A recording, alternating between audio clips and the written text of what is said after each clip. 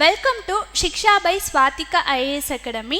Previous year kana 2A mains oda question paper discussion போயிட்டிருக்கு. So இந்த series oda second part இந்த வீடியோல பார்க்க போறோம். So 1 to 25 questions previous வீடியோல உங்களுக்கு அப்லோட் ஆகிருக்கும். So 26th part 2 வந்து இந்த வீடியோல நம்ம பார்க்க போறோம். So we'll continue the session.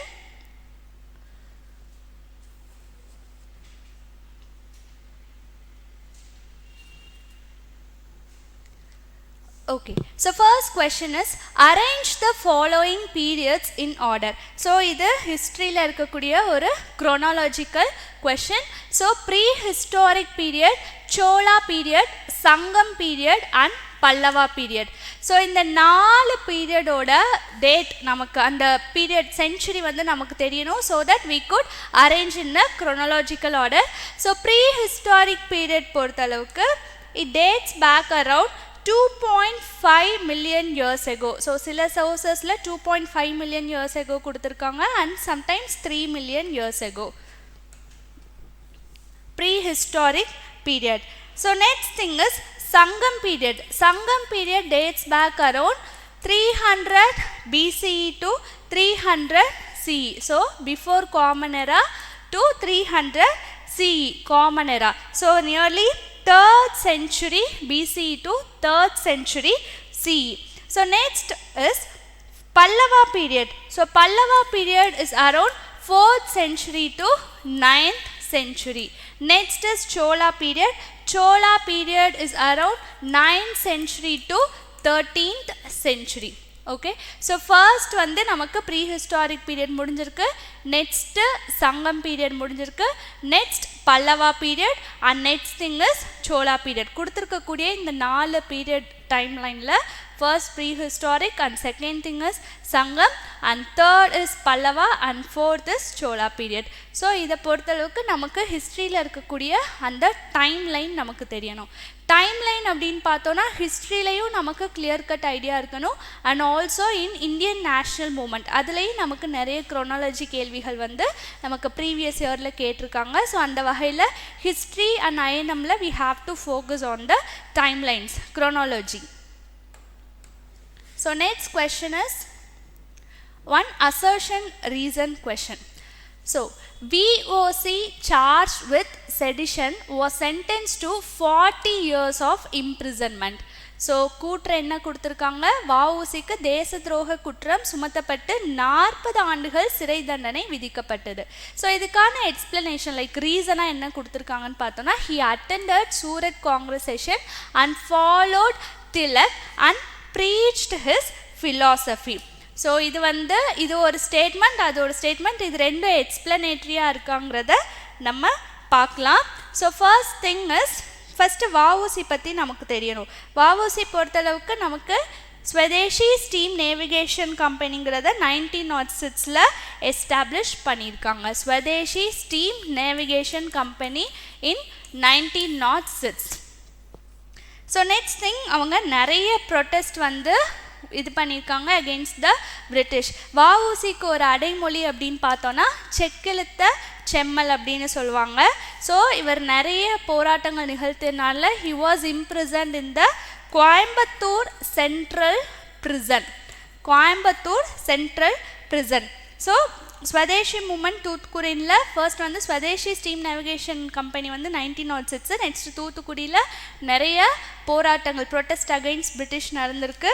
So எப்போ அவங்க கோயம்புத்தூர் சென்ட்ரல் பிரிசனில் சிறைப்பிடிக்கப்பட்டாங்க அப்படின்னு பார்த்தோன்னா 1908 1910 இந்த பீரியட் ஆஃப் டைமில் in a successive row he was arrested for around 40 years of imprisonment. So தொடர்ச்சியாக இல்லை, பட் வந்து இந்த சக்ஸஸிவ் அடுத்தடுத்து பார்த்தீங்கன்னா ஓவராலாக அவங்க இம்ப்ரிசன்ட் ஆயிருந்த அந்த டைம் பீரியட் அப்படின்னு பார்த்தோன்னா 40 years. Yes of course VOC attended Surat split. Surat ஸ்பிளிட்டுங்கிறது 1907 நடந்த ஒரு இம்பார்ட்டன்ட் சிக்னிஃபிகண்ட்டான ஈவெண்ட். ஸோ அப்போ வந்து தீவிரவாதம், ஸோ எக்ஸ்ட்ரீமிஸ்ட் ஃபேக்ஷன் வந்து பயங்கரமாக இருந்தது பை திலக். ஸோ அதை பார்த்து இன்ஃப்ளூயன்ஸ் ஆகி he attended the Surat Congress 1907. So he was actively involved for Swaraj. So Swaraj self rule வந்து பண்ணணுங்கிறதுல ரொம்ப இன்டென்சிவாக போராட்டம் செஞ்சதில் வஉசி மிக முக்கியமானவர். ஸோ அப்படி பார்க்குறப்ப பாய்காட் ஆஃப் ஃபாரின் குட்ஸ் இந்த மாதிரி நிறைய ஈவென்ட்ஸ். ஸோ இந்த மாதிரி ப்ரொட்டஸ்ட் அகெயின்ஸ்ட் பிரிட்டிஷ் வந்து தொடர்ச்சியாக ரொம்ப இன்டென்சிவாக பண்ணதுனால he was imprisoned for around 40 years and particularly Coimbatore central ஜெயிலில் அவர் இருந்திருக்காரு. ஸோ அதுவும் குறிப்பிடத்தக்கது. and also he attended the congress session. But அவர் இம்ப்ரிசன்மெண்ட் இருந்ததுக்கு அவர் காங்கிரஸ் செஷன் அட்டென்ட் பண்ணது ஒரு காரணமானு கேட்டால் it's not a direct explanation for that. So இதுக்கான ஆன்சர் என்ன அப்படின்னு பார்த்தோன்னா option C according to the official key. So ரெண்டுமே வந்து ட்ரூ தான், but it is not the correct explanation of A. So next question about Ishwar Chandra Vidyasagar. So Ishwar Chandra Vidyasagar அப்படின்னு பார்க்குறப்ப he was a renowned social reformer in establishing a school for girls. எங்கே அப்படின்னு பார்த்தோன்னா கால்கட்டாவில்.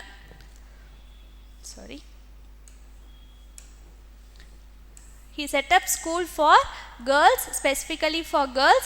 எங்கே அப்படின்னு பார்த்தோன்னா கால்கட்டாவில். ஸோ விமன் எஜுகேஷனில் கான்ட்ரிபியூட் பண்ணல மிக முக்கியமானவர் வந்து ஈஸ்வர் சந்திர வித்யாசாகர். அவங்களோட டைம் பீரியட் அப்படின்னு ஈஸ்வர் சந்திர வித்யாசாகரோட டைம் பீரியட் அப்படி பார்த்தோன்னா 1820 to 1891. ஸோ 19th centuryயில் வாழ்ந்த மிக முக்கியமான social reformer who was contributed much for the women education. So இவங்க வந்து பெத்தூனே ஸ்கூல் எப்போ ஸ்டார்ட் பண்ணியிருக்காங்க, எஸ்டாப்ளிஷ் பண்ணியிருக்காங்கன்னு பார்த்தோன்னா 1849 அட் கால்கட்டா.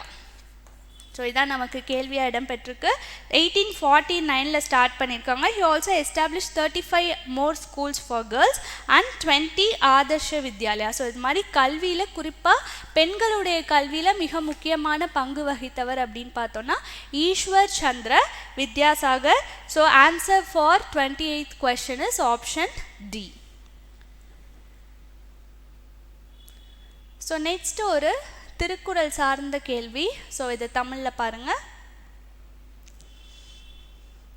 அறியாமை அகன்று நலம் தோன்றும் எப்போது? ஆப்ஷன்ஸ் பாருங்கள். மயக்கம் தெளிந்து மாசற்ற உண்மை உணர்தல், கடமையை செய்தல், கர்ம செயல், மருத்துவ அறிவு. ஸோ இது வந்து இந்த திருக்குறள் மெய் உணர்தல் அப்படிங்கிற ஒரு அதிகாரத்திலிருந்து இடம்பெற்றிருக்கு. ஸோ குறள் என்ன அப்படின்னு பார்த்தோன்னா இருள் நீங்கி இன்பம் பயக்கும்,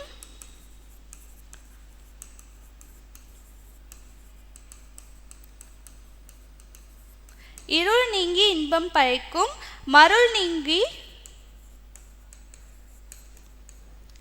மாசறு காட்சியவர். ஸோ இது வந்து மெய்யுணர்தலில் ஒரு முக்கியமான குறள். இதனுடைய விளக்கம் அப்படின்னு பார்த்தோன்னா தெளிவற்ற நிலை நீங்கி குற்றமற்ற உண்மையான அறிவை உணரும்போது. ஸோ தெளிவற்ற இருள் நீங்கி குற்றமற்ற மருளற்ற மாசற குற்றமற்ற உண்மையான அறிவை உணரும்போது அறியாமை அகன்று இன்பம் பயக்கும். இன்பம் பயக்கும் இல்லை நலம் பயக்கும் அப்படின்னு சொல்கிறாங்க. ஸோ ஃபஸ்ட்டு இந்த திருக்குறளை அப்ரோச் பண்ணுறப்போ நம்ம கொஷினில் பாருங்கள், அறியாமை அகன்று நலம் தோன்றும் எப்போது அப்படின்னு கேட்டிருக்காங்க. ஸோ ஈவன் நமக்கு இந்த திருக்குறள் தெரியலனாலும் பரவாயில்ல, ஜஸ்ட் ரிலேட் பண்ண பாருங்கள். ஸோ அறியாமை அகன்று நலம் தோன்றும் எப்போ? மயக்கம் தெளிந்து மாசற்ற உண்மையை உணர்தல். இது ஓரளவு கன்வின்சிங்காக இருக்குது. ஸோ இந்த மாதிரி இருந்து மாசற்ற உண்மை பர்டிகுலராக இதை வந்து ரொம்ப கிளியராக கொடுத்துருக்காங்க. மயக்கம் தெளிந்து மாசற்ற உண்மை. ஸோ மேபி இது நமக்கு ஆன்சராக இருக்கலாம். கடமையை செய்தல். ஸோ இதுவும் ரிலேட் பண்ணி பார்த்தோன்னா ஜென்ரிக்காக பார்க்குறப்போ ஓகே, பட் ஏதாவது ஒரு அந்த அடி சீர் அப்படிலாம் யோசிச்சு பார்க்குறப்போ இது ரிலவெண்ட்டாக இருக்கான்னு கேட்டால் கிடையாது. கர்ம செயல், மருத்துவ அறிவு, இது மூணுமே வந்து நம்ம திருக்குறளோட ஃபார்மெட்னு ஒன்று இருக்கு இல்லையா? ஸோ அடி சீர் இந்த மாதிரி வச்சு ரிலேட் பண்ணுறப்போ நமக்கு வந்து ரிலேட் ஆகுதான்னு பார்த்தோன்னா கிடையாது.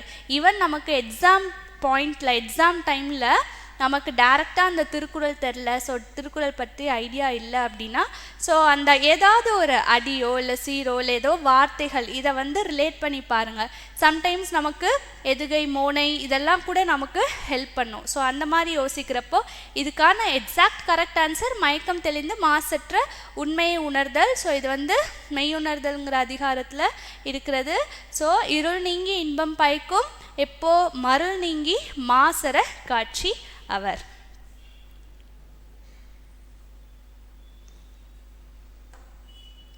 So next question is related to Dravidian movement.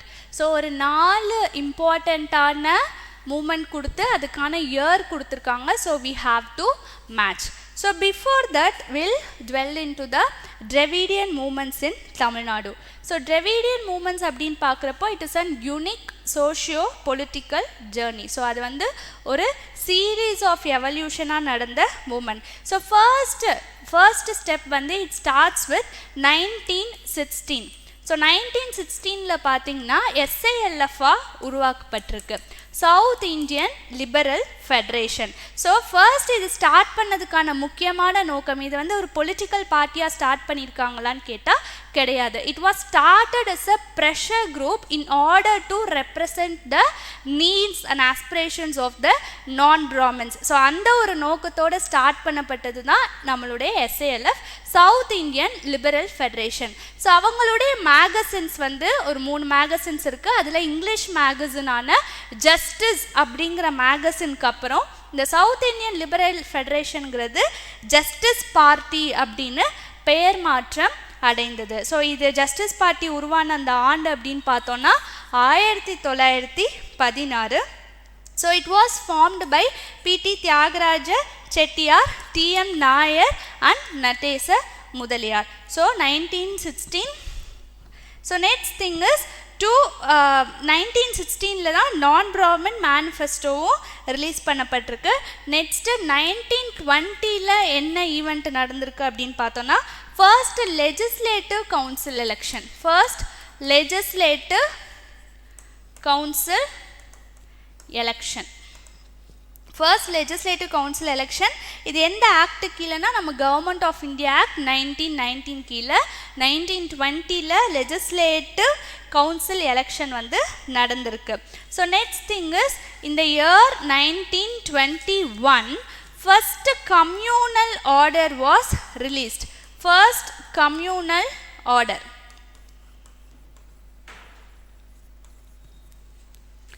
Government order, first communal order எதுக்கு அப்படின்னு பார்த்தோன்னா கவர்மெண்ட் ஜாப்ஸில் ரிசர்வேஷன் வேணும் அப்படிங்கிற நோக்கத்துக்காக ஜஸ்டிஸ் பார்ட்டியால் first communal order was released in the year 1921.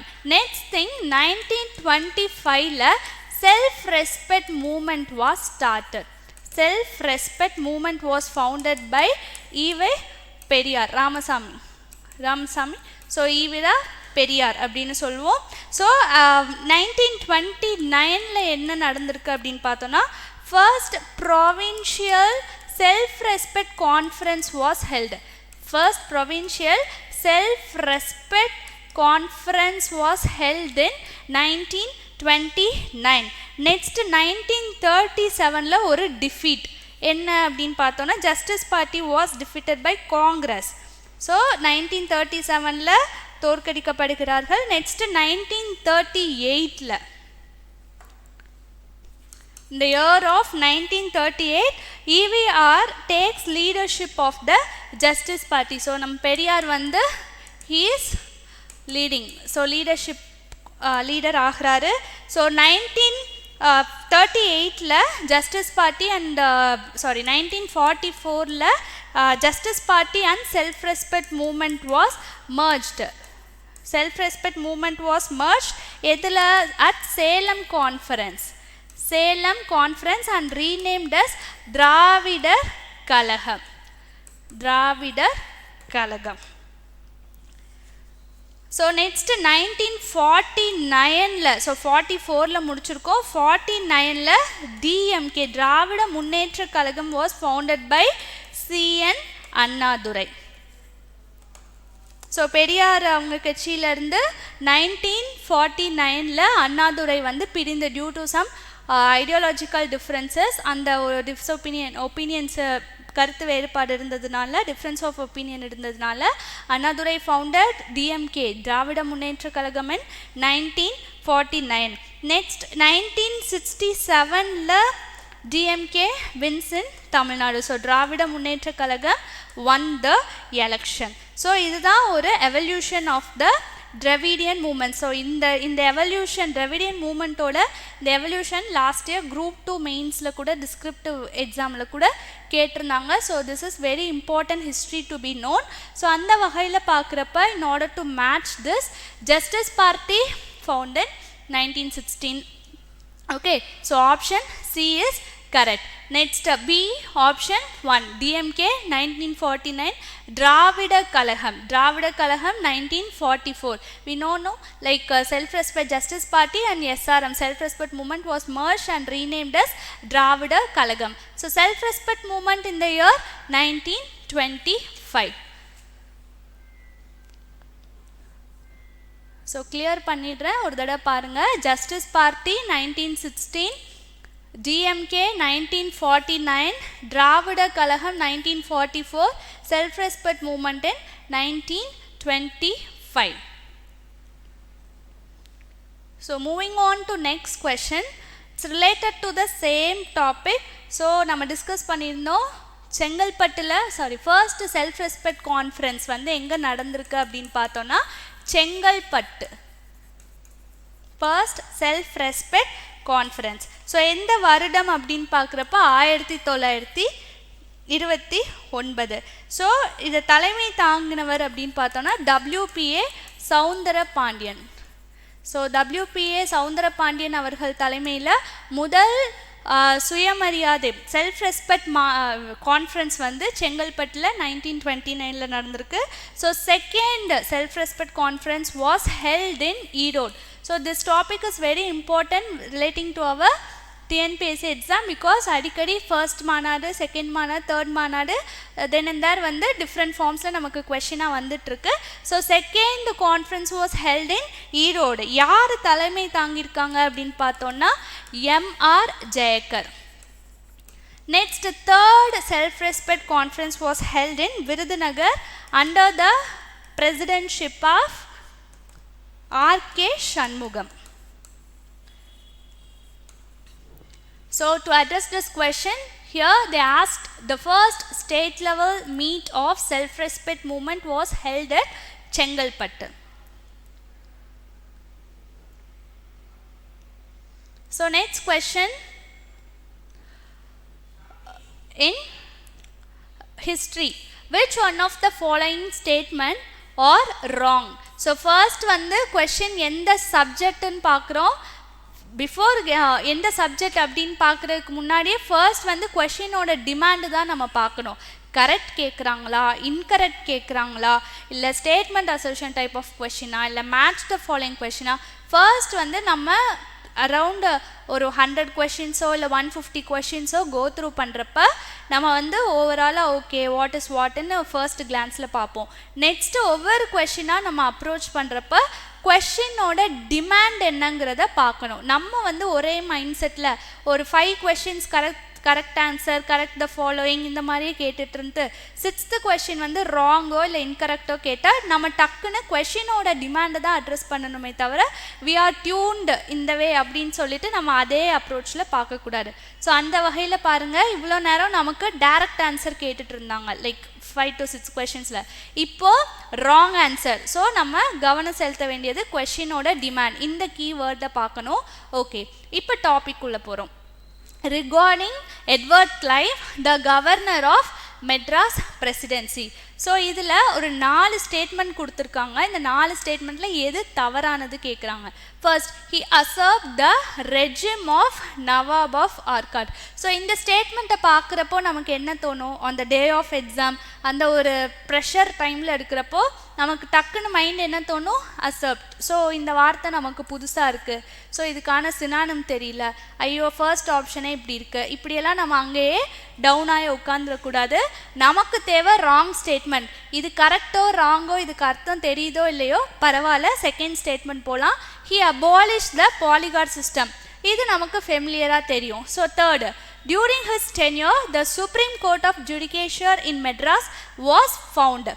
The fourth statement, he did not show interest in the letter of Veerapandiya Kattabomman stating the insult inflicted on him by the collector Jackson. So இந்த கொஷினை நம்ம approach பண்ணுறப்போ நம்ம ரெண்டு வகையில் focus பண்ணோம். First கொஷினோட demand அந்த கீவேர்ட் பார்த்தோம். நெக்ஸ்ட்டு ஃபர்ஸ்ட் ஸ்டேட்மெண்ட்டில் ஏதோ ஒரு புது வார்த்தை வச்சுருக்காங்க, அது என்னங்கிறது நமக்கு தெரியல. செகண்டு தேர்டு போகிறோம். ஃபோர்த் ஸ்டேட்மெண்ட்டில் ஹீ டிட் நாட்னு ஒரு நெகட்டிவ் ஆஸ்பெக்டில் ஸ்டேட்மெண்ட் ஃப்ரேம் பண்ணியிருக்காங்க. ஸோ இதெல்லாம் பார்க்குறப்போ நம்ம ஃபர்ஸ்ட்டு எலிமினேஷன் டெக்னிக் தான் யூஸ் பண்ணுறோம். ஸோ ஃபர்ஸ்ட் இந்த டாபிக் பற்றி டிஸ்கஸ் பண்ணலாம். Edward Clive. So Edward Clive in Madras presidency அவங்களுடைய காலகட்டம் அப்படின்னு பார்த்தோன்னா 1798 1803. Okay, so 1798 1803. So he was the instrument in annexation of Carnatic in 1801. என்ன நடந்திருக்கு அப்படின்னு பார்த்தோன்னா, அசர்வ்ட் அப்படிங்கிறதுக்கு ஒன்றும் இல்லை, அபகரிக்கிறது, சீஸ் பண்ணுறது. ஸோ நவாப் ஆஃப் ஆர்காட்டோட ரூல் ரெஜிம் அந்த சாம்ராஜ்யத்தை சீஸ் பண்ணி அபகரித்ததில் ஒரு முக்கியமான கருவியாக இருந்தவர் யாருன்னு பார்த்தோன்னா எட்வர்ட் கிளைவ். ஸோ சீஸ் பண்ணி அதை வந்து டைரக்ட் பிரிட்டிஷ் ரூல்குள்ளே கொண்டு வந்தார். So this statement is correct. Next, he abolish the poligar system. So poligar defeat of poligars நடந்ததுக்கப்புறம் லைக் இந்த proclamation of 1801. So 1801 proclamation important topic in our unit 6. So அதை பற்றி நமக்கு தெரிஞ்சிருக்கோம். ஸோ 1801 ப்ரொக்ளமேஷனுக்கு அப்புறம் following the defeat of the palegars he forced them to surrender the forces. So he abolished the polygar system. அதுவும் கரெக்டான statement. During his tenure the Supreme Court of Judicature in Madras was found. First Supreme Court of Judicature in Madras எப்போ வந்து establish பண்ணப்பட்டிருக்குன்னு பார்த்தோன்னா 1801. So 1801 supreme court of Madras வந்து உருவாக்கப்பட்டிருக்கு. So it obviously falls under the period of Edward Clive. So fourth statement பார்க்கலாம். இந்த கதை நம்ம எல்லாருக்கும் தெரியும். வீரபாண்டிய கட்டபொம்மன் வந்து he got insulted by collector Jackson எங்கள் ராம்நாத்புரத்தில் வச்சுட்டு ரொம்ப நேரமாக வந்து அப்படியே வெயிட் பண்ண வச்சாங்க. ஸோ he got insulted, அந்த கதைலாம் தெரியும். ஸோ அந்த டைமில் என்ன பண்ணாங்க அப்படின்னு பார்த்தோன்னா, Kattabomman wrote a letter to the Madras Council about the humiliation he faced by the collector Jackson. So அவர் வந்து மெட்ராஸ் கவுன்சிலுக்கு ஒரு கடிதம் எழுதுறாரு. ஸோ ரொம்ப நேரமாக எங்களை வந்து அங்கே நிற்க வச்சு இன்சல்ட் பண்ணாங்க அப்படிங்கிற கதையெல்லாம் தன்னுடைய கடிதத்தில் எழுதுறாரு. அந்த டைமில் ஆக்சுவலி எட்வர்ட் கிளைவ் என்ன பண்ணார் அப்படின்னு பார்த்தோன்னா, he took this letter very seriously. இதை ஒரு கன்சர்னாக எடுத்து actually he tried to address it. So அந்த வகையில் பார்க்குறப்ப என்ன பண்ணாங்க அப்படின்னா, he immediately suspended collector Jackson. So collector Jackson அவர்களை வந்து எட்வர்ட் கிளைவ் என்ன பண்ணியிருக்காங்க, சஸ்பெண்டே பண்ணியிருக்காரு. சஸ்பெண்ட் பண்ணிவிட்டு கட்டபொம்மன் அவர்களுடைய அந்த லெட்டர் அதை அவங்களுடைய லைக் மேட்டர் ஆஃப் கன்சர்னை வந்து இன்வெஸ்டிகேட் பண்ணுறதுக்கு ஒரு கமிட்டி அமைச்சிருக்காரு. அண்ட் ஆல்சோ கட்டபொம்மனை பிஃபோர் த கோர்ட் வந்து ப்ரெசென்ட் பண்ணுறதுக்கெல்லாம் உத்தரவு இட்டிருக்காரு. ஸோ ஜாக்சன் வந்து eventually he dismissed from the high handed. So அந்த போஸ்ட்லேருந்து ஹி வாஸ் டிஸ்மிஸ்டு. ஸோ ஓவராலாக இதில் என்ன தெரிய வருது அப்படின்னு பார்த்தோன்னா, when Veerapandi Kattabomman wrote a letter to Madras Council about that humiliation that was inflicted by Collector Jackson, actually Edward Clive took the matter very seriously and he responded by dismissing the Collector Jackson from the post. So dismiss பண்ணி அதை serious கன்சர்னில் எடுத்திருக்காங்க, அதுதான் point. But இங்கே பாருங்கள், he did not show interest in the letter of Veerapandi Kattabomman stating the insult inflicted on him by Collector Jackson. இது தப்பான statement. So according to our demand of the question, this is the correct answer, but actually this is the wrong statement. So அதுதான் நமக்கு தேவை.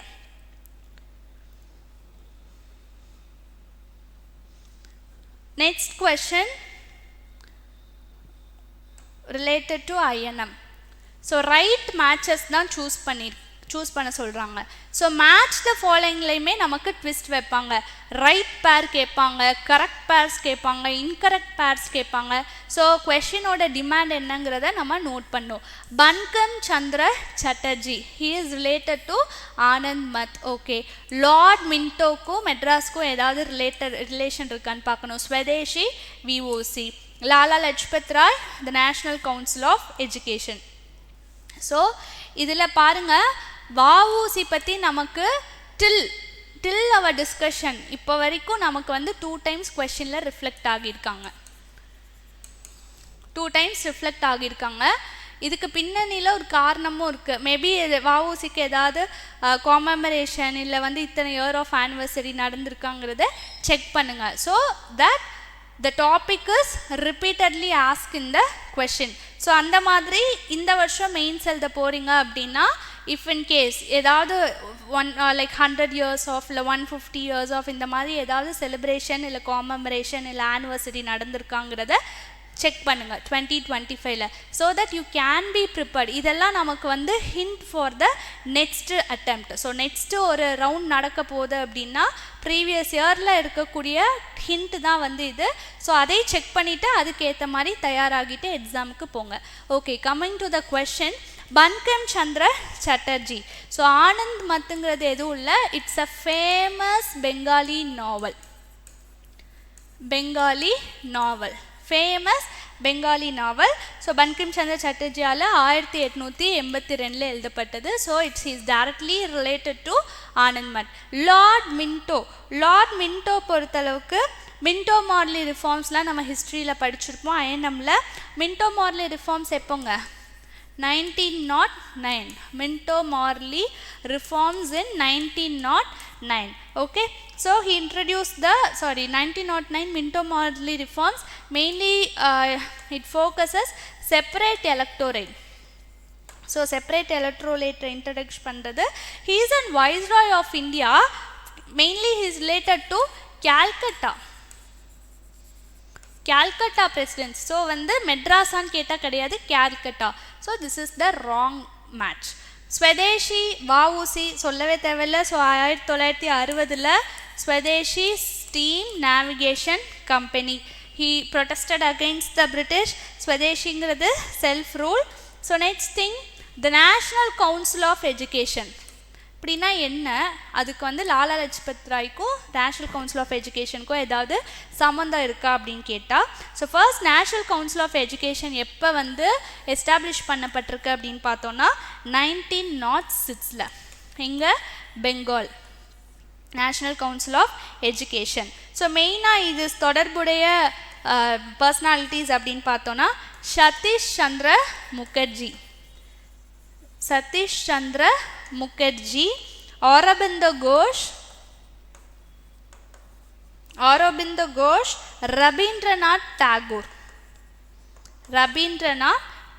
They are all the personal leaders. They were related to the National Council of Education. So during வந்து இந்த boycott நடந்தப்போ we will not be studying in the British, under British இருக்கக்கூடிய institutions படிக்க மாட்டோம். So வந்து national council of education வந்து உருவாக்கியிருக்காங்க. யாருக்கு like யாரோட லீடர்ஷிப், லைக் யார் எஸ்டாப்ளிஷ் பண்ணியிருக்காங்க பார்த்தோன்னா சதீஷ் சந்திர Mukherjee, Aurobindo Ghosh and Rabindranath Tagore and not Lala Lajpat Rai. So we are eliminating 2 and 4. We are choosing the right answer as 1 and 3.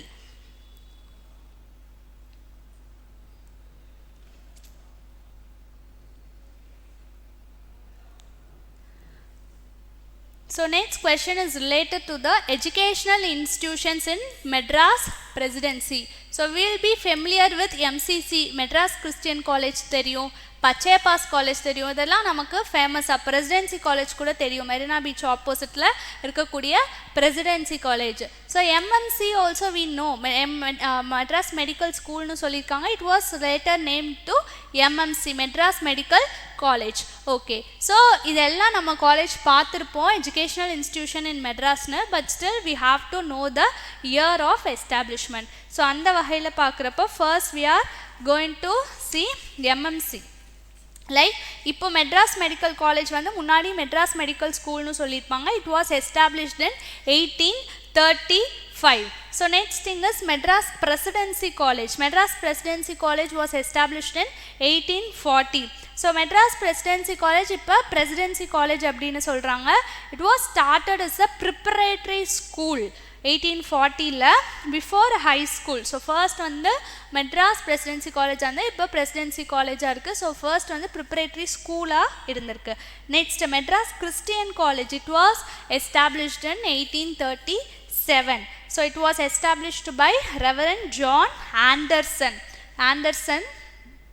Madras Christian College Anderson, reverend John Anderson. It is one of the Asia's oldest functional college அப்படின்னு சொல்கிறாங்க. So next thing is Pachaiyappa college. Pachaiyappa college வந்து 1842ங்க. 1842.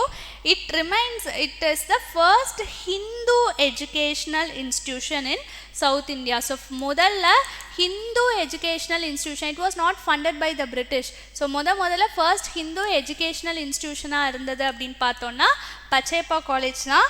So இது வந்து religious என்டோமெண்ட்டாக விடப்பட்ட ஒரு college உருவாக்கப்பட்டது. It was left by the philanthropist Pachaiyappa Mudaliar. So அதனால தான் பச்சையப்பா காலேஜ்னு பேர் வந்திருக்கு.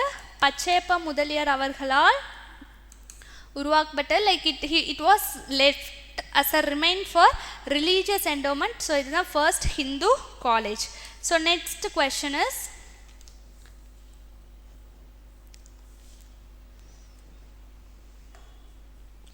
who among the following was appointed as Zamindar of Ramnad by East India Company in place of Muthuramalinga Sedubadi?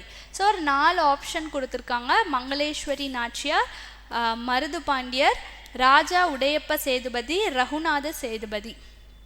So கண்டிப்பாக we may be familiar about these 3 personalities. இங்கெல்லாம் சேதுபதி குடும்பத்தினர் தான், but வந்து later successes, உடனடியாக இல்லை, லேட்டர் சக்ஸஸஸ். மருது பாண்டியர் we all no, சிவகங்கையில் ரொம்ப முக்கியமான personality, we all know. Mangaleswari Nachiyar. Okay, so இப்போ என்ன சொல்கிறாங்க அப்படின்னு பார்த்தோன்னா,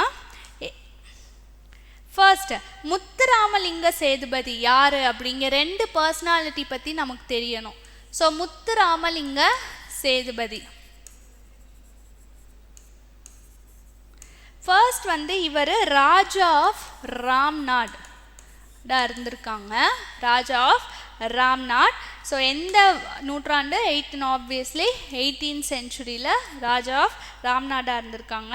ஸோ இவங்க வந்து ஈஸ்ட் இந்தியா கம்பெனிக்குள்ள கன்சாலிடேட் பவர் இன் சவுத் இந்தியாவை வந்து கன்சாலிடேட் பண்ணணுங்கிறதுக்காக ஈஸ்ட் இந்தியா கம்பெனிக்கு எதிராக போரிட்டு, ஸோ சப்சீக்வெண்ட்டாக he was imprisoned by the British East India Company.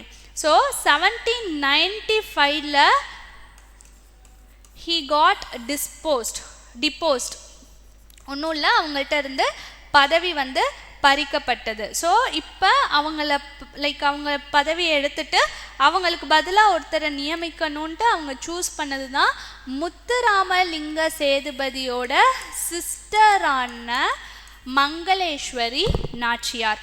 So Mangaleswari Nachiyar இவங்க தான் first women to be recognised as ruler of estate under British suzerainty. So ஒன்றும் இல்லை, அந்த ராம்நாட் அப்படிங்கிற அந்த பகுதியை கிங்டமை என்ன மாற்றுறாங்க அப்படின்னு பார்த்தா zamindari under the British rule. So அந்த ஜமீன்தாரி அப்படின்னு மாற்றுறாங்க. ஸோ ஃபஸ்ட்டு அந்த லேண்ட் எஸ்டேட்டுக்கு ஓனராக like first woman to be established as a ruler of estate அப்படின்னு வந்தவங்க நம்மளுடைய மங்களேஸ்வரி நாச்சியார். ஸோ அதுக்கு என்ன பேர் சொல்கிறாங்க அப்படின்னு பார்த்தோன்னா ஜமீன் சனத். ஓகே, ஸோ இதுதான் ஓவரால் ஸ்டோரி. ஒன்றும் இல்லைங்க, லைக் 1803ல் she was the first woman to be recognise. So first என்ன நடந்திருக்கு அப்படின்னு பார்த்தோன்னா முத்துராமலிங்க சேதுபதி வந்து ராஜா ஆஃப் ராம்நாடாக இருந்திருக்காங்க 18th சென்ச்சுரியில். அவர் என்ன பண்ணியிருக்காரு, என்ன பண்ணணும்னு நினச்சாருன்னா சவுத் இந்தியாவில் வந்து மக்களுடைய அந்த ஆதரவை கன்சாலிடேட் பண்ணணும் அகெயின்ஸ்ட் த பிரிட்டிஷ் ரூல் அப்படின்னு நினச்சிருக்காங்க. So he was subsequently got imprisoned by the British East India Company. So company wants he need a most complaint ruler. மெயினாக 1795ல he got deposed அவர்கிட்ட இருந்து பதவி பறிக்கப்பட்டது. So next they are appointing his sister Mangaleswari Nachiyar as the zamindari ruler of Ramnad. So அந்த டைமில் kingdom of Ramnad 1803ல் kingdom of Ramnad என்னவா மாற்றிருக்காங்க அப்படின்னு பார்த்தோன்னா ஜமீன்தாராக மாற்றிருக்காங்க. ஸோ அப்படி பார்க்குறப்போ இந்த நாச்சியார் மங்களேஸ்வரி நாச்சியார் அவர்களை தான் ஜமீன் சனத் அப்படின்னு சொல்கிறாங்க. That means a ruler of estate under the British suzerainty. Okay, so this was the back story behind this question. Next question is regarding Anvaruddin, Nawab of Carnatic. So main இது first Carnatic war and battle of Adyar சம்மந்தப்பட்ட ஒரு கேள்வி. இதெல்லாம் ஹிஸ்ட்ரியில் நமக்கு முக்கியமான event. So ஒரு கூற்று காரணம் கேள்வி. ஃபர்ஸ்ட் என்ன சொல்கிறாங்கன்னு பார்த்தோம்னா Anwar uddin the Nawab of Carnatic sent an army to fight against the French in 1746. Next, Dupleix, the French governor, failed to keep the promise of surrendering Madras to Nawab after its recapture. So first Carnatic war பற்றி நமக்கு தெரியணும். So இந்த கேள்வியோட பின்னணியில் நமக்கு தெரிய வேண்டியது first Carnatic war and battle of Adyar. So முதல்ல ஃபர்ஸ்ட் கர்நாடிக் வாரோட அந்த இயர் அப்படின்னு பார்த்தோன்னா 1746 48 வரைக்கும் பிரிட்டிஷ்க்கும் ஃப்ரெஞ்சுக்கும் இடையில நடந்திருக்கு. ஸோ மெயின் பேட்டிலே கேப்சர் ஆஃப் மெட்ராஸ்க்காக தான். ஸோ என்ன நடந்திருக்கு அப்படின்னு பார்த்தோன்னா 1746 actually French under governor Dupleix கீழே இருக்கக்கூடிய ஃப்ரெஞ்ச் வந்து they have capture the Madras. But அவங்க வந்து சொன்ன மாதிரி மெட்ராஸை கேப்சர் பண்ணதுக்கப்புறம் நாங்கள் உங்கள்கிட்ட ஹேண்ட் ஓவர் பண்ணிடுவோம்னு சொல்லிட்டு யார்கிட்ட சொல்லியிருக்காங்க, நவாப் ஆஃப் கர்நாடிக்கான Anwaruddin. But they have deceive the promise, they have ப்ராமிஸை வந்து உடைச்சிட்டாங்க. ஸோ இதனால அன்வருதன் த நவாப் ஆஃப் கர்நாடிக் என்ன பண்ணியிருக்காங்க, படையெடுத்து அவங்க வந்து அக்ரெசிவாக போர் பண்ணணும் அப்படிங்கிற நோக்கத்தோட படையெடுக்கலை, பட் ஏமாந்துட்டோம் லைக் பிட்ரேயலை ஃபேஸ் பண்ணிட்டோங்கிறதுக்காக படையெடுத்திருக்காங்க. ஸோ என்ன நடந்திருக்கு அப்படின்னு பார்த்தோன்னா 1746 யார் யாருக்கு இடையில போர், அன்வருதன் நவாப் ஆஃப் கர்நாடிக், நவாப் ஆஃப் கர்நாடிக். இந்த சைடு யார் இருக்காங்க அப்படின்னு பார்த்தோன்னா ஃப்ரெஞ்ச் இருக்காங்க. ஸோ இப்போ டியூப்ளே வந்து கொடுத்த ப்ராமிஸை surrendering the city of Madras to Anwaruddin Nawab அப்படிங்கிற ப்ராமிஸை வந்து இழந்துட்டார் இல்லையா, ஸோ வந்து பிரேக் பண்ணிட்டார் இல்லையா. ஸோ இதுதான் இந்த போருக்கு முக்கியமான காரணமாக இருந்திருக்கு. பேட்டில் ஆஃப் அடையாரில் என்ன நடந்திருக்குன்னு பார்த்தோன்னா ஆக்சுவலி ஃப்ரெஞ்ச் கிட்ட ஒரு ஸ்மால் குரூப் ஆஃப் பீப்புள் தான் இருந்திருக்காங்க, ஆர்ட்டிலரி மிலிட்ரி இருக்காங்க. பட் ஸ்டில் என்ன நடந்திருக்கு, யூரோப்பியன் பவரோட மிலிட்ரி அந்த ட்ரைனிங் வந்து ரொம்ப பவர்ஃபுல்லாக இருந்ததுனால they defeated. So it was ended by treaty of ஐலா சாப்ளே. ஸோ இந்த வார் ஆஃப் சசெஷன் எண்ட் ஆயிருக்கு. Again Madras was return to the British. So இந்த பின்னணியில் நமக்கு தெளிவுபட வேண்டிய டாபிக் என்னன்னு பார்த்தோன்னா first Carnatic war, battle of Adyar, capture of Madras. So இப்போ கொஸ்டின்குள்ளே போகலாம். அன்வர் உதன் த Nawab of Carnatic sent an army to fight against the French in 1746. Obviously it is correct. ஏன் அப்படின்னா எதுக்கு ஃபைட் பண்ணாங்கன்னா Dupleix the French governor fail to keep the promise of surrendering Madras.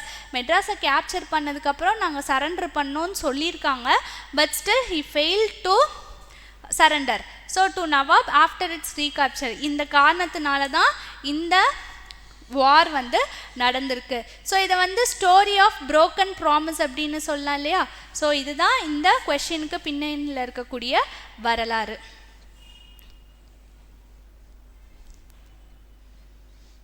So next question polity. So just matching with the Constitutional Amendment Act. So first 91st Constitutional Amendment Act deals with the Council of Ministers must contain not more than 15% of Lok Sabha members including the Prime Minister. So directa இது தான் answer. 102nd அப்படினு பார்த்தோம்னா it grants the constitutional status to NCBC, National Commission for Backward Classes. So third 105th Constitutional Amendment Act இது பண்ணுதுன்னு பார்த்தோம்னா is the state government is empowered to identify and specify EWS, economically weaker classes. State government empower பண்ணனும், identify பண்ணனும், empower பண்ணனும். 106th Amendment Act பார்த்தோம்னா it's related to women representation. So 1/3 seat in Lok Sabha வந்து womenக்கு வந்து கொடுக்குறோம் அப்படிங்கிறது தான். So it's directly matching the amendment. So 106th constitutional amendment பொறுத்தளவுக்கு இதை என்ன சொல்கிறாங்க அப்படின்னு பார்த்தோன்னா நாரி சக்தி வந்தன் அதிநியம். ஸோ பெண்களுடைய அந்த இடஒதுக்கீடு ரெப்ரசன்டேஷன் இந்த லோக்சபா. ஸோ இதை தான் நம்ம வந்து 106th கான்ஸ்டியூஷனல் அமெண்ட்மெண்ட் ஆக்ட் சொல்லுது. So overall 91st Constitutional Amendment Act, it deals with Council of Ministers should not contain more than 15% of Lok Sabha member including the Prime Minister. 102nd பார்த்தோன்னா NCBC க்கு constitutional status கொடுத்திருக்கு. 105th பார்த்தோன்னா EWS, social and economically backward classes, state government have to empower by identifying them. Identify பண்ணும், specify பண்ணும். Next 106th is related to Nari Shakti Vandan Adhiniyam. So இதுபடி women should women are given the 1/3 of seats in the Lok Sabha. So next question,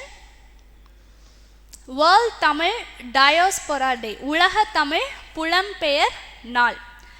The Chief Minister of Tamil Nadu declared Jan 12 as World Tamil Diaspora Day.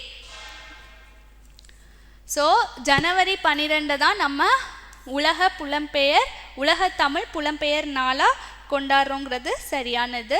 The Diaspora Tamil Conference was successfully held with the theme of We Will Win. Okay, next statement is rupees 5 crore has been sanctioned for establishment of Tamil Parapurai Kalagam to teach Tamil to Tamils living in the foreign countries. So இதில் பார்க்குறப்போ 2024 theme என்னவா இருந்திருக்குன்னு பார்த்தோன்னா Tamil wins.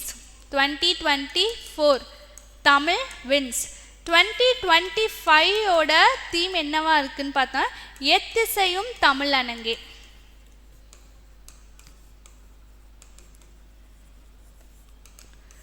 So இங்கே வந்து we will win அப்படின்னு சொல்கிற theme வந்து தவறான விடை. ஸோ நெக்ஸ்ட் திங், எவ்வளோ crore allocation for establishment of Tamil பரப்புரை அப்படின்னு பார்த்தோன்னா 1 crore தான் இனிஷியல் அலோகேட் பண்ணியிருக்காங்க.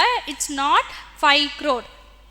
ஸோ தமிழ் லிட்ரேச்சர் 5 crore வந்து எதுக்கு பண்ணியிருக்காங்க அப்படின்னு பார்த்தோன்னா ஜவஹர்லால் நேரு யூனிவர்சிட்டியில் இருக்கக்கூடிய தமிழ் லிட்ரேச்சர் டிபார்ட்மெண்ட்டுக்கு.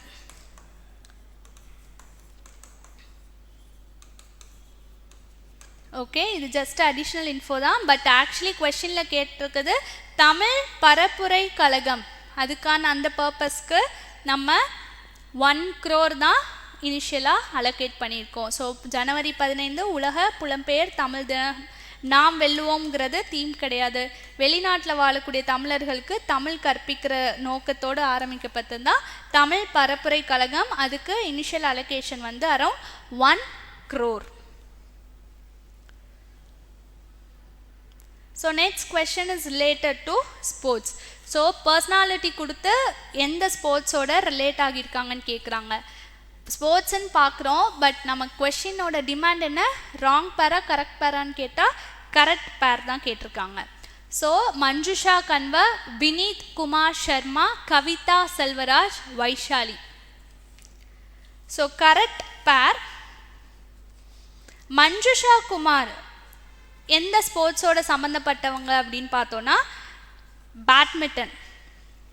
வினீத் குமார் சர்மா எந்த ஸ்போர்ட்ஸோட சம்மந்தப்பட்டவங்கன்னு பார்த்தோன்னா he is a hockey player, not chess, hockey player. So is an India hockey player. எந்த வருடம்? 1984 டைமில். Kavitha Selvaraj is related to kabaddi.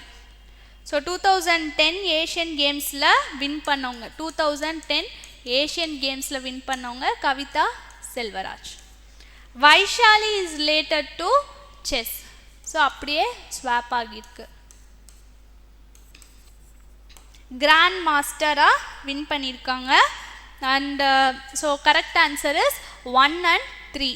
So Manjusha Kanwar badminton, Kavitha Selvaraj kabaddi, Vineet Kumar Sharma Vaishali swap ஆகியிருக்கு. ஸோ நோட் பண்ணிக்கோங்க.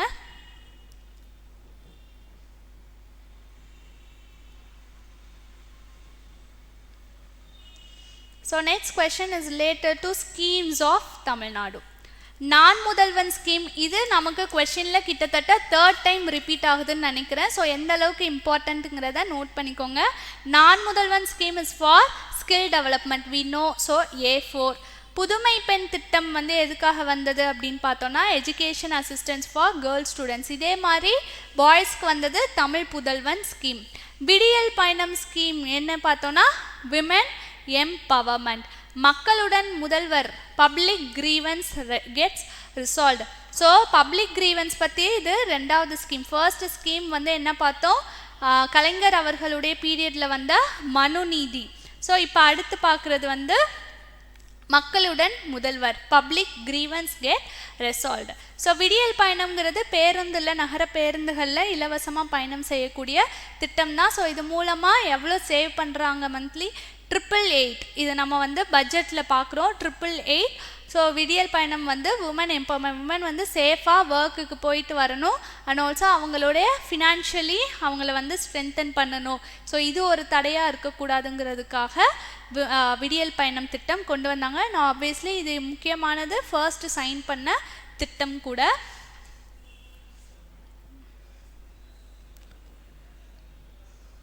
So next question is related to administration. So functions of district collector, இது நமக்கு சிலபஸில் டைரக்டாக கொடுத்துருக்கக்கூடிய வார்த்தை அட்மினிஸ்ட்ரேஷன் டாப்பிக்கில். He handles work pertaining to civil defense. So இது சரியா? Yes. He supervises the municipal administration in the district. Obviously yes. He presides over the district planning implementation committee. So இது எல்லாமே வந்து functions related to the working of district collector. His functions, roles and responsibilities of district collector. So he handles work pertaining to civil service, civil defense. So மக்களுடைய பாதுகாப்புக்காக என்ன பண்ணுறாங்க? law and order maintenance பண்ணுறாங்க.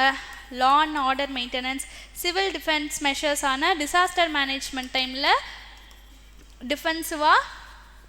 Defence பாதுகாப்புக்காக work பண்ணுறாங்க. So இது எல்லாமே within their district borders. So ஓவராலாக மக்களுடைய அந்த பாதுகாப்பை உறுதி செய்கிறது யாருடைய ஃபங்க்ஷன் அப்படின்னு பார்த்தோன்னா டிஸ்ட்ரிக்ட் கலெக்டருடைய ஃபங்க்ஷன். நெக்ஸ்ட் வந்து அர்பன் லோக்கல் பாடிஸ்க்கு தங்களுடைய ஓன் எலெக்டட் ரெப்ரசன்டேட்டிவ்ஸ் இருக்கிறப்ப ஓவராலாக முனிசிபல் அட்மினிஸ்ட்ரேஷனை வந்து சூப்பர்வைஸ் பண்ணுறது யார் அப்படின்னு பார்த்தோன்னா டிஸ்ட்ரிக்ட் கலெக்டர். ஸோ என்ன பண்ணுவாங்க அப்படின்னு பார்த்தா ஆஃபீஸர்ஸ் இன்ஸ்பெக்ட் பண்ணுறது, ஸ்டேட் கவர்மெண்ட்டோட இதெல்லாம் வந்து ப்ராப்பராக நடந்துட்டுருக்கா அப்படின்னு பார்க்குறது, acting on intermediate for funding. So ஃபண்டிங்க்கான அந்த விஷயங்களை வந்து ஆய்வு செய்கிறது. ஸோ இந்த மாதிரி ஃபண்டிங் வேணுங்கிறது அந்த ப்ரப்போசலுக்கு ஒரு இன்டர்மீடியராக செயல்படுற இன்டர்மீடியரியா. So next function is related to district planning committee. So he or she acts as the central role in district planning committee. They coordinates implements for various departmental schemes, central government schemes ஆ இருக்கட்டும், state government schemes ஆ இருக்கட்டும், அது எல்லாத்தையும் coordinate பண்ணி பிளானிங்கில் வந்து ஒரு central role play பண்ணுறது யாருன்னு பார்த்தோன்னா district collector. So these 3 statements defines the functions of district collector, and before that we have to know the key demand of a question. So கரெக்டாக இன்கரெக்டாங்கிறத செக் பண்ணிக்கோங்க. Next question, select the odd one out. So எந்த topic அப்படின்னு பார்த்தோன்னா advantages of the state industries promotion SIPCOT, state industry promotion cooperation of Tamil Nadu. Limited SIPCOT. So அது சம்மந்தப்பட்ட statements கொடுத்துருக்காங்க. அதில் ராங்கான லைக் ஆட் ஒன் அவுட் கேட்டிருக்காங்க. It creates maintains well design industrial parks. Yes. It facilitates the acquisition of land for industrial purpose. Yes. It serves as a single point contract for investors. Okay. It provides a range of loans and free electricity. So இங்கே தான் நம்ம பார்க்கணும். First வந்து industrial well design industrial Siruseri ஹோசூரில் வந்து நிறைய well design industrial parks வந்து create பண்ணியிருக்காங்க சிப்காட் கீழே. Next acquisition of land for industrial. Yes of course like ஆண்டர்ப்ரனர்ஸ்க்கு வந்து லார்ஜ் ட்ராக்ஸ் ஆஃப் லேண்டை வந்து இவங்க அக்வசிஷன் பண்ணி அவங்களுக்கு தொழில் செய்கிறதுக்கு உதவுறாங்க, ஃபெசிலிட்டேட் பண்ணுறாங்க. Single point contract for investors. Yes of course mega ப்ராஜெக்ட்ஸ்க்கு வந்து லார்ஜ் இண்டஸ்ட்ரீஸோட கொலாபரேட் பண்ணி கவர்மெண்ட்டுக்கும் அந்த இண்டஸ்ட்ரீஸ்க்கும் ஒரு பாலமாக இருக்கிறவங்க, அந்த கான்ட்ராக்டராக இருக்கிறவங்க யாருன்னு பார்த்தோன்னா SIPCOT. SIPCOT refers to State Industry Promotion Corporation of Tamil Nadu. So next, range of loans and free. So financial assistance வந்து it's not the functioning of SIPCOT, rather it's a functioning of TIC. TIC அப்படின்னு பார்க்குறப்போ Tamil Nadu industrial investment corporation. So இவங்க தான் அந்த financial திங்ஸை deal பண்ணுறவங்க. Tamil Nadu industrial investment corporation.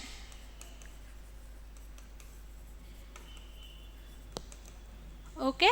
So and free electricity வந்து டான்ஜெட்கோ கீழே கொடுப்பாங்க. It is not under the SIPCOT. So electricity சம்மந்தப்பட்ட விஷயம் டீல் பண்ணுறது யாருன்னா டான்ஜெட்கோ. ஸோ ஓவராலாக நமக்கு சிப்காட்டுக்கு சம்மந்தப்பட்ட அவங்களுடைய அட்வான்டேஜஸ்ன்னு பார்த்தோன்னா இது 3 தான், இது கிடையாது. So this is the answer, this is the odd one out. So next question is regarding the translation. So Ambedkar அவர்களுடைய ஒர்க்ஸை டிரான்ஸ்லேட் பண்ணுறது சம்மந்தப்பட்ட ஒரு கூற்று காரணம் கேள்வி. The Chief Minister of Tamil Nadu has ordered 5 crore to translate all works of Dr. Ambedkar. Okay, the translation works of Dr. B.R. Ambedkar into Tamil will be carried out by Information and Technology and Digital Service Department. So நமக்கு question பார்க்குறப்போ நமக்கு ஒரு key takeaway என்னென்னா, ஸ்பெசிஃபிக்காக ஏதோ departments R institutions இவங்கனால தான் establish பண்ணப்பட்டிருக்கு, இவங்க கண்ட்ரோல் கீழே தான் வருது அப்படின்னு சொன்னாங்கன்னா அங்கே ஒரு பாயிண்ட் பாஸ் பண்ணி we have to think, okay இப்போது இது டிரான்ஸ்லேஷன் டிபார்ட்மெண்ட், இது தமிழில் மாற்றுறதுக்கான ஒரு விஷயம். ஸோ இது ஐடி டிபார்ட்மெண்ட்டோடு இருக்குமா அப்படின்னு கேட்குறாங்க. நம்ம யோசிக்கணும், மேபி இருக்கலாம், பிகாஸ் டிஜிட்டலைஸ் பண்ணுறாங்க, டிரான்ஸ்லேஷன் டிஜிட்டல் இருக்கலாம், பட் இருக்குமாங்கிறத நம்ம இங்கே பாஸ் பண்ணி யோசிச்சு பார்க்கணும். So that we can approach this question. So இதுக்கான விடை அப்படின்னு பார்த்தோன்னா, தமிழ்நாடு கவர்மெண்ட் வந்து 23-24 பீரியட் ஆஃப் டைமில் பட்ஜெட்டில் ஸோ 5 crore வந்து for translation and publication of works of doctor B.R. Ambedkar அந்த பர்பஸ்க்காக they have allocated. Yes, but என்ன அப்படின்னு பார்த்தோன்னா, டிரான்ஸ்லேட்டிங் ஆல் அம்பேத்கர் வேர்ட்ஸ் மெயினாக இதனுடைய பர்பஸ் நோக்கம் என்ன பார்த்தோன்னா, பீப்புள் எடிஷனில் மக்களுக்கு புரிகிற மாதிரி தமிழில் they are simplifying all works of அம்பேத்கருங்கிறது தான். பட் இதனுடைய அந்த டிபார்ட்மெண்ட் அப்படின்னு பார்த்தோன்னா தமிழ் வளர்ச்சித்துறை, தமிழ் டெவலப்மெண்ட் டிபார்ட்மெண்ட். ஸோ அவங்க தான் ஓவரால் எக்ஸிக்யூஷன் ஆஃப் அந்த டிரான்ஸ்லேஷன் ப்ராஜெக்ட்ஸ், டிரான்ஸ்லேஷன் ஒர்க்ஸ்லாம் வந்து அண்டர்டேக் பண்ணியிருக்காங்க. ஸோ அந்த வகையில் பார்க்குறப்ப ரீசன் வந்து தப்பு. ஸோ இது ஆன்சராக இருக்கலாம். ஆர் ட்ரூ இது தப்பு, ஆர் ட்ரூ இது தப்பு, ஆர் ட்ரூ தப்பு. ஸோ ரீசன் வந்து ஃபால்ஸ் அப்படிங்கிறது கொடுத்துருக்கதே நமக்கு ஒரு ஆப்ஷன் தான். So we are going with this option. The power of municipality. 44th question. So the power of municipality to suspend or abolish. So municipalities நமக்கு administration topicல we had this in our syllabus. So suspend or abolish tax வந்து எந்த section கீழே இருக்குது அப்படின்னு பார்த்தோன்னா இது எல்லாமே தவறான விடை. ஸோ இந்த கொஷினுக்கு ஆக்சுவலி ஆன்சர் ஆல் நம்ம என்ன ஆன்சர் கொடுத்துருந்தாலும் நமக்கு மார்க் கிடைச்சிருந்துருக்கும். ஸோ இந்த மாதிரி கேள்விகள் நமக்கு தினந்தர் இப்போ ஒரு 4 to 5 questions நம்ம கம்ம க்ராஸ் பண்ணிட்டோம். ஆக்சுவலி டென்டேட்டிவ் கீழே ஒரு ஆன்சர் கொடுத்துருக்காங்க, but it's not the final answer.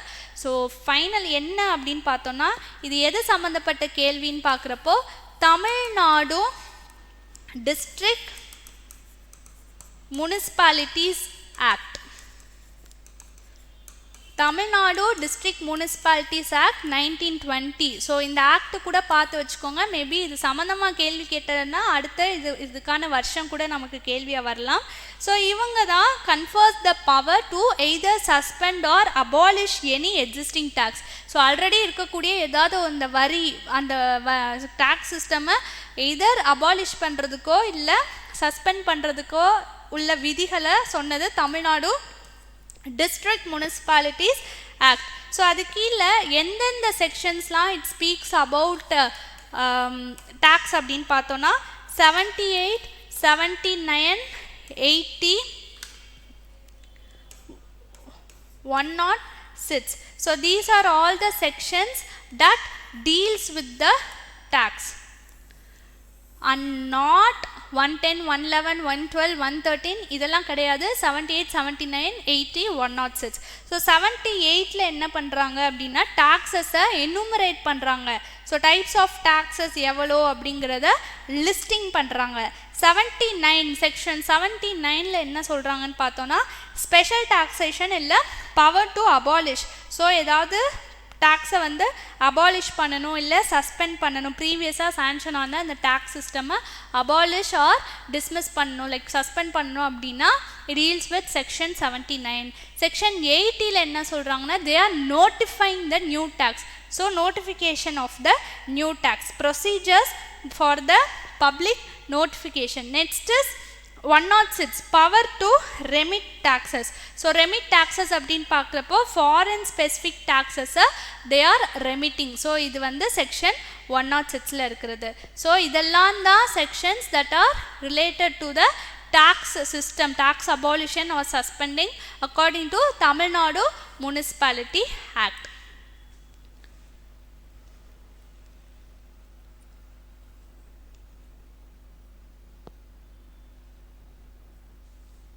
So next question is related to functioning of secretary. A secretary should be immersed in files and burdened with routine.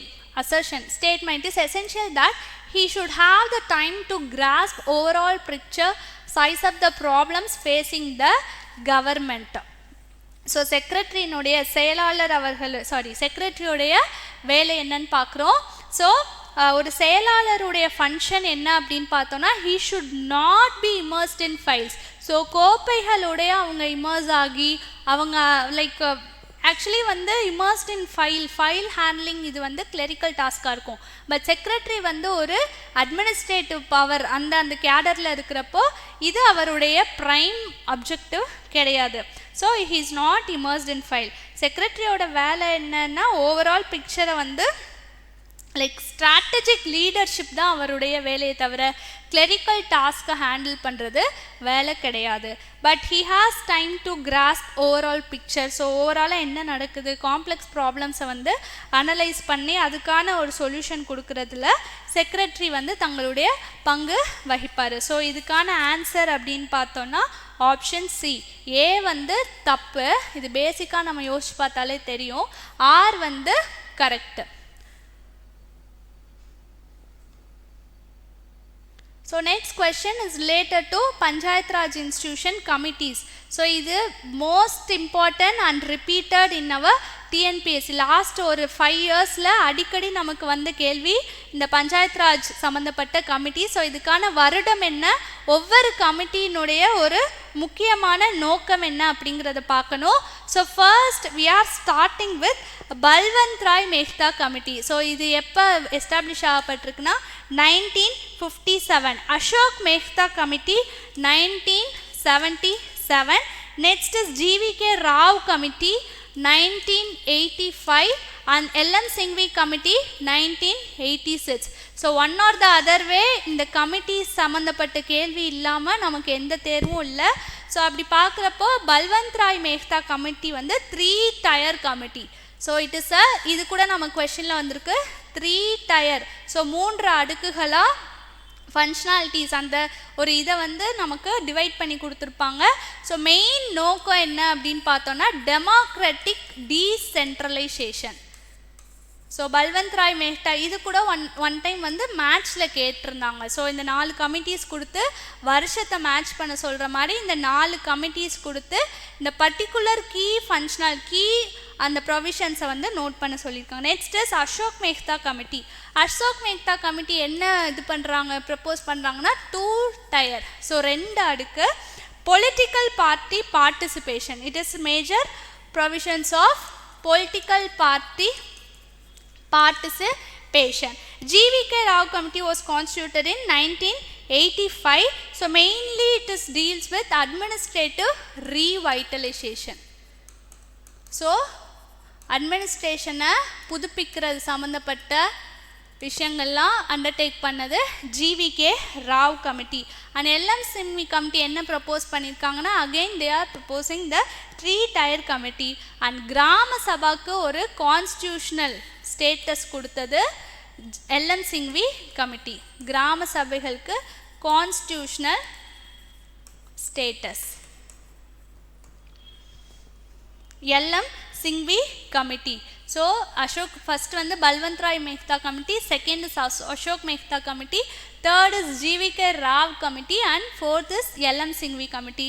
So 3, 2, 1, 4 is the correct answer.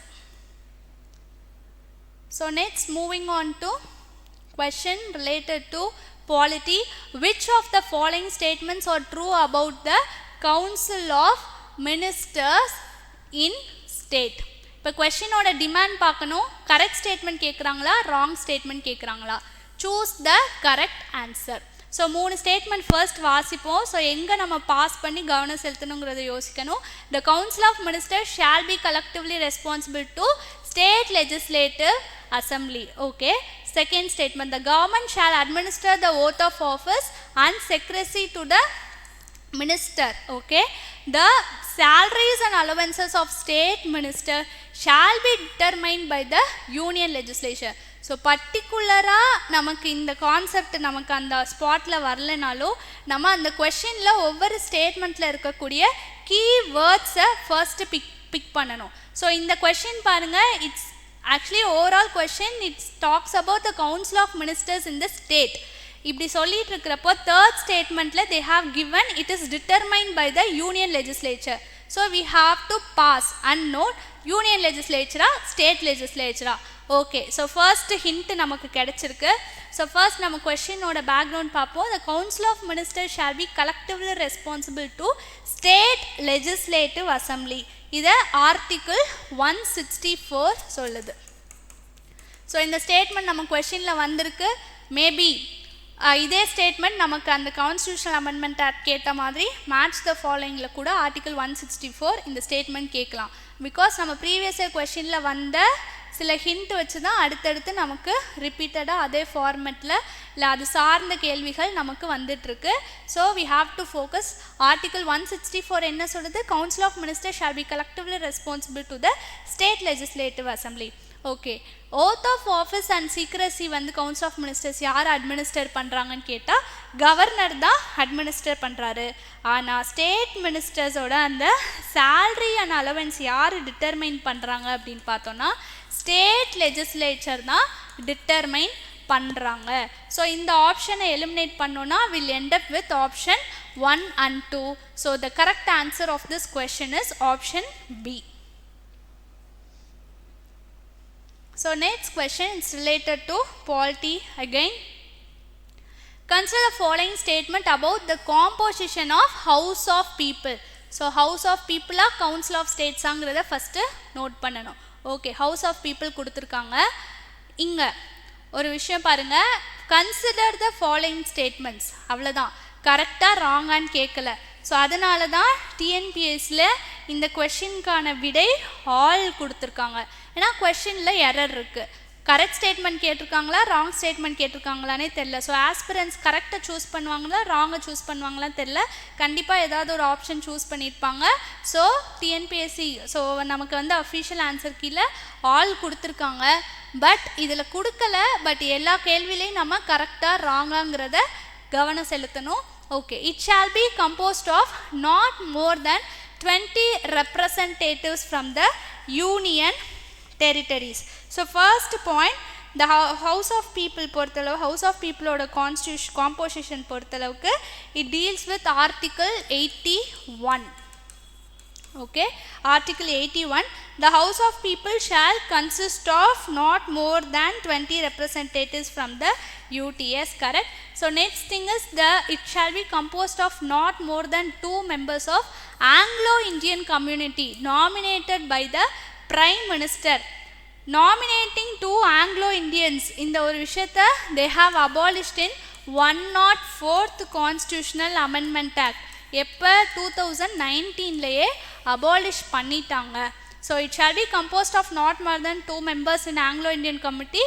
It was abolished by 104th Constitutional Amendment Act 2019. So next statement is it shall be composed of not more than 552 representatives of the state. So in the numerical value தப்பு, it is not more than 530. So next statement, the president shall nominate 12 people having special knowledge in literature, science, art and social science. எல்லாம் correct. But it's not related to house of people. இது எது சம்மந்தப்பட்டது அப்படின்னா ராஜ்யசபா சம்மந்தப்பட்டது, council of state சம்மந்தப்பட்ட statement. So இந்த கொஸ்டினோட demand கரெக்டாக ராங்காங்கிற கேட்காதனால ஃபைன். இதுக்கு என்ன ஆன்சர் கொடுத்தாலும் நமக்கு டிஎன்பிஎஸ்சிலேருந்து மார்க் கொடுத்துருப்பாங்க. பட் ஸ்டில் இந்த கொஸ்டினுக்கு கரெக்ட் ஸ்டேட்மெண்ட்ஸ் அப்படின்னு பார்த்தோன்னா 1 அண்ட் லைக் ஏ இருக்கலாம். நெக்ஸ்ட்டு ஏ மட்டும்தான். இது ரிப்பீல்ட் ஆயிடுச்சு. ஸோ இது வந்து நியூமரிக்கல் வேல்யூ தப்பு. இது வந்து it's related to Rajya Sabha. So according to article 81 defining the composition of house of people, so first statement வந்து கரெக்டாக இருந்திருக்கு. So next question it's related to writ. So நீதி பேராணை சம்மந்தப்பட்ட ஒரு கேள்வி. இதுவுமே ரிப்பீட்டடாக நமக்கு கேட்குற கொஷின் தான். Habeas corpus, mandamus, certiorari and quo warranto. So இதுக்கான லிட்ரல், இந்த ரிட்ஸ்க்கான லிட்ரல் மீனிங்கை நமக்கு மேட்ச் பண்ண சொல்லியிருக்காங்க. ஸோ ஹேபியஸ் கார்பஸ் ஃபர்ஸ்ட் வந்து ரிட் அப்படிங்கிறது it's an legal order that was issued by the court. So இதை சுப்ரீம் கோர்ட் எந்த ஆர்டிக்கல் அப்படின்னு பார்த்தோன்னா 32, article 32 supreme court, writs by supreme court. Article 226 வந்து high court. Article 32 supreme court, article 226 is related to high court. So மெயினாக writs எதுக்கு வந்து issue பண்ணுறாங்க அப்படின்னு கேட்டோன்னா to protect the fundamental rights. Okay, habeas corpus. Habeas corpus அப்படின்னா என்னென்னா அன்லாஃபுல்லாக detain பண்ண பர்சனை நீங்கள் ப்ரொடியூஸ் பண்ணணும் அப்படிங்கிறது தான் விஷயம். To have the body of, so to secure the release of unlawfully detained person, அவங்கள வந்து ரிலீஸ் பண்ணணும், அவங்களுடைய உரிமையை காப்பாற்றணுங்கிறதுக்காக அவங்கள வந்து முன்னாடி கொண்டு வாங்க. So to have the body of அப்படி சொல்கிறது தான் என்னது ஆட்கொணர்வு நீதி பேராண்மை. So next thing is mandamus. Mandamus அப்படிங்கிறது ஒன்றும் இல்லை, to order a public official to perform the legal duty. So இது மெயினாக இப்போது நீங்கள் ஒரு பொசிஷனில் ஒரு இது பப்ளிக் அஃபிஷியலாக இருக்கீங்கன்னா ஸோ நீங்கள் உங்களோட டியூட்டியை பர்ஃபார்ம் பண்ணுங்கன்னு சொல்லிட்டு கட்டளையிடுறது. So we command, this is the mandamus. Next thing is certiorari. Certiorari அப்படின்னா ஹையர் கோர்ட்லேருந்து லோயர் கோர்ட்டுக்கு இஷ்யூ பண்ணக்கூடிய ஒன் ஆஃப் த ரிட். இது எதுக்கு இஷ்யூ பண்ணுறாங்க அப்படின்னு பார்த்தோன்னா ஸோ லைக் லோயர் கோர்ட்டில் வந்த அந்த ஆர்டர்ஸை வந்து if it does not serve the justice, serve the purpose, so அது வந்து லீகாலிட்டியாக இல்லை அப்படின்னா அந்த இடத்துல அதை குவாஷ் பண்ணுறதுக்கான ஒரு order. So it is mainly to certify the legality of the decision. So அவங்க எடுத்திருக்கக்கூடிய அந்த டெசிஷனோட லீகாலிட்டி நீதித்தன்மை வந்து அவங்க லைக் என்ஷூர் பண்ணுற விதமாக ஹையர் கோர்ட்லேருந்து லோயர் கோர்ட்டுக்கு கொடுக்கக்கூடிய one of the writ issue பண்ணுறது. இந்த next thing is quo warranto. Quo warranto அப்படின்னா use to prevent someone from holding public office which they are not legally entitled. அவங்க வந்து லீகலி அந்த போஸ்ட்ல ஒரு பொசிஷன் அந்த அஃபிஷியலில் ஆக்சுவலி லீகலி என்டைட்டில் கிடையாது, அவங்க அதுக்கு நியமிக்கவே படலை, but still they are performing. அப்படி இருக்கிறப்ப அதிலிருந்து தடுக்கிறது quo warranto. By what authority? To challenge the legality of பர்சனுடைய claim in a public office. So அதை வந்து எந்த அத்தாரிட்டியில் நீங்கள் இதை சர்வ் பண்ணுறீங்க அப்படின்னு சொல்லிட்டு கொஷின் பண்ணுறது தான் like quo warranto. So habeas corpus option 4, mandamus B command, certiorari to be certified, covarento by what authority? So next question is again polity. Which of the following statements are true? Parliament is empowered to constitute a high court for any union territory. Okay, second statement, of all union territory, Delhi does not have a separate high court of its own. Third statement is Arunachal Pradesh and Mizoram became full-fledged state in 1987. Okay, so Parliament is empowered to constitute a high court for any union territory. இதை சொன்ன article என்ன அப்படின்னு பார்த்தோன்னா article 241. So this statement is correct. So இந்த statement கரெக்ட்னாலே இந்த ரெண்டு option நமக்கு வரப்போகிறது இல்லை. ஸோ இதர் 1, 2 கரெக்டாக இருக்கலாம், இல்லை 1, 3 வந்து கரெக்டாக இருக்கலாம். ஸோ அந்த வகையில் பார்க்குறப்போ இருக்கக்கூடிய யூனியன் டெரிட்டரிஸ்லேயே Delhi has its own separate high court. So Delhi high court எப்போ எஸ்டாப்ளிஷ் பண்ணப்பட்டிருக்கு அப்படின்னு பார்த்தோன்னா 1966 டெல்லி ஹைகோர்ட் வந்து எஸ்டாப்ளிஷ் பண்ணப்பட்டிருக்கு October 31. ஸோ டெல்லியில் ஹைகோர்ட் இருக்கு. So only union territory with dedicated high court. It was created under which act அப்படின்னு பார்த்தோன்னா Delhi high court act 1966. So in the act கீழே Delhi is the only union territory that has its own high court. Before that act it comes under the Punjab bench. So Punjab high court கீழே அந்த பகுதியில் வரும் நமக்கு priorly, but இப்போ வந்து high court இருக்கு. So Delhi does not have a separate high courtங்கிறது wrong statement. So option 2 eliminate பண்ணிட்டோன்னா we'll end up with 1 and 3. Okay, we'll recheck for the statement 3. Arunachal Pradesh and Mizoram become full-fledged state in 1987. So state reorganization act இது one or the other way நமக்கு questionஸில் ரிப்பீட்டடாக வரக்கூடிய topic தான். So இதெல்லாம் topics to be focused நம்ம வந்து இதில் takeaway எடுத்துக்கணும். ஸோ அப்படி பார்க்குறப்போ yes, Arunachal Pradesh and Mizoram have become the full fledged ஸ்டேட்டாக எப்போ மாறி இருக்கு அப்படின்னா 1987 தான் மாறி இருக்கு. So this is the 50th question we are discussing. So இந்த பார்ட்டில் we have discussed from 26 to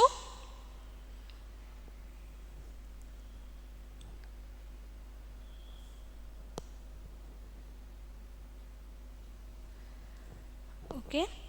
So in this part we have discussed from question number 26 to 50. Hope this content is very useful for your preparation. So overall நம்ம previous year question 2A mains la first question la irundhu 50th question varaikku we have completed till now.